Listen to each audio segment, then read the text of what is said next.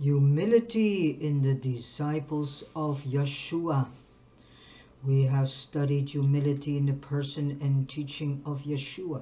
Now we will look for it in the circle of his chosen companions, the 12 apostles or disciples. If we seek a lack of humility in the disciples, and a contrast between Mashiach and man is brought out more clearly, it will help us to appreciate the mighty change that Pentecost brought and prove how real our participation can be in the triumph of Mashiach's humility over the pride Shaitan breathed into humankind.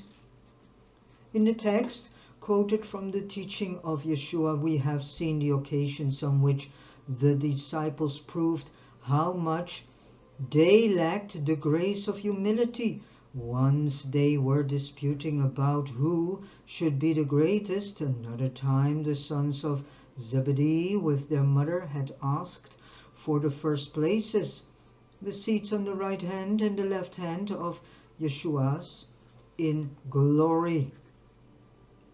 And later on at the Last Supper there was a contention again about who should be counted the greatest. This is not to say that there were not moments when they did humble themselves before the great Master. Peter cried out, "Go away from me, Master, I am a sinful man." On another occasion, the disciples fell down and worshipped him when he stilled the storm. But such infrequent expressions of humility only emphasizes the general habit of their minds, as shown in the natural and spontaneous revelations of the place and power of self.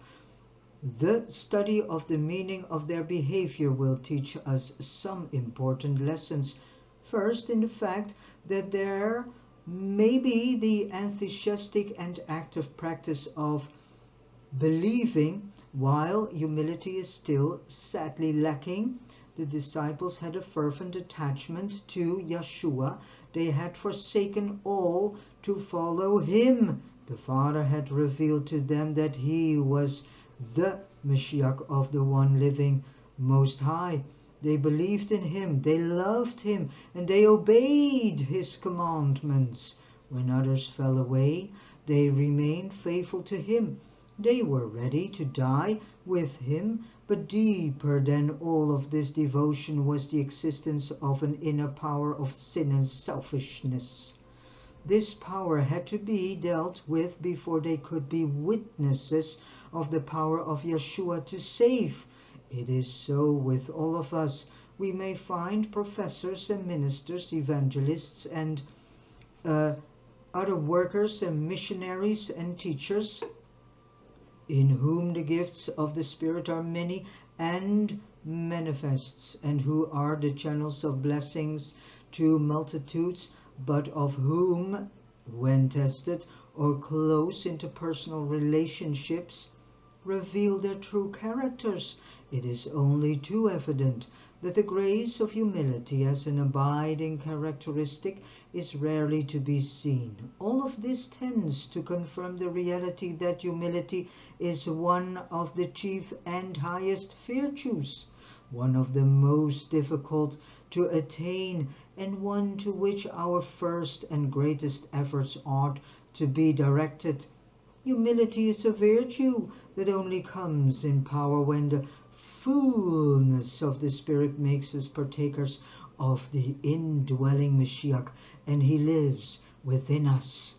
Second is the reality that external teaching and personal effort are powerless to conquer pride or create the meek and lowly heart in a person. For 3 years the disciples had been in the training school of Yeshua. He had told them what the main lessons was, and the main lessons were that he wished to teach them. "Learn from me," he said, "for I am gentle and humble in heart." Matthew 11:29. Time after time he had spoken to them, to the Pharisees and to the multitudes, of humility as the only path to the glory of the Most High. our Father. He had not lived before them as the Lamb of the Most High in his divine humility, but he had also more than once unfolded to them the inmost secret of his life. The Son of Man did not come to be served, but to serve. Matthew 20, verse 28. I am among you as one who serves. Luke 22, verse 27. He had washed their feet and told them to follow his example. But all was to little avail. At the Last Supper there was still contention as to who should be greatest. They had doubtless tried to learn his lessons and firmly resolved not to grieve him again. But all was in vain. To teach them and us the lesson that no outward instruction, not even of Mashiach himself, no argument however convincing, no sense of the beauty of humility however deep, no personal resolve or effort however sincere and earnest, can cast out pride. When Shaitan casts out Shaitan, it is only that he might enter afresh in a mightier, subtler power. Nothing works but this, that the new nature in its divine humility be revealed in the power to take the place of the old, to become our true nature. Third is the revelation that it is only by the indwelling of Mashiach in his divine humility that we can become truly humble. We have our pride from Adam. We must have our humility from Mashiach. Pride rules in us with incredible power. It is ourselves, our very nature. Humility must become ours. In the same way, it must be our true selves, our very nature. As natural and easy as it has been to be proud, it must become natural for us to be humble. The promise is, where sin abounded, grace did abound more exceedingly. All Mashiach's teachings of his disciples and all their vain efforts were the needful preparation for his entering into them in divine power, to give and be in them what he had taught them to desire. In his death he destroyed the power of the devil. He put away sin and produced an everlasting redemption. In his resurrection he received from the Father an entirely new life. The life of man in the power of the Most High, capable of being communicated to man and entering and renewing and fulfilling and filling their lives with his divine power. In his ascension he received the Spirit of the Father, through whom he might do what he could do and what he was beforehand not able to do so.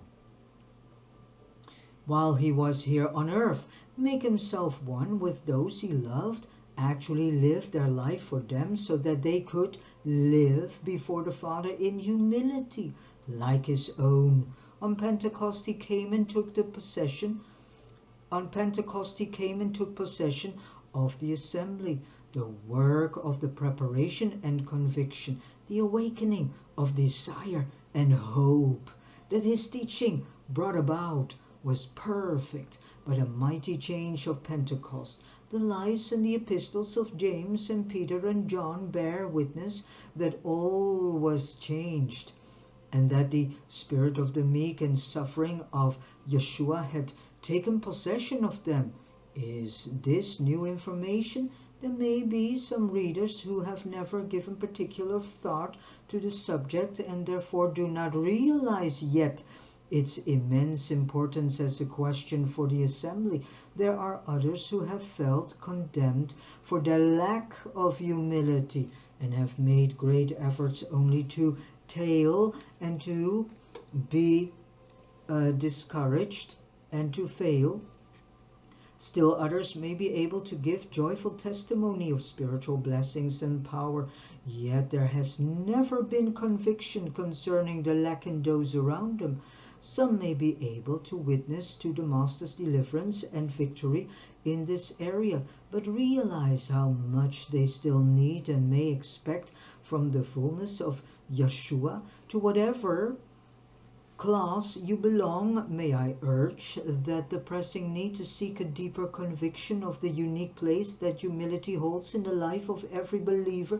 Let us consider how far the disciples were advanced while this grace was still lacking, and let us pray that other gifts may not so satisfy us that we never grasp the fact that the absence of humility is no doubt the reason why the power of the Most High cannot do its mighty work.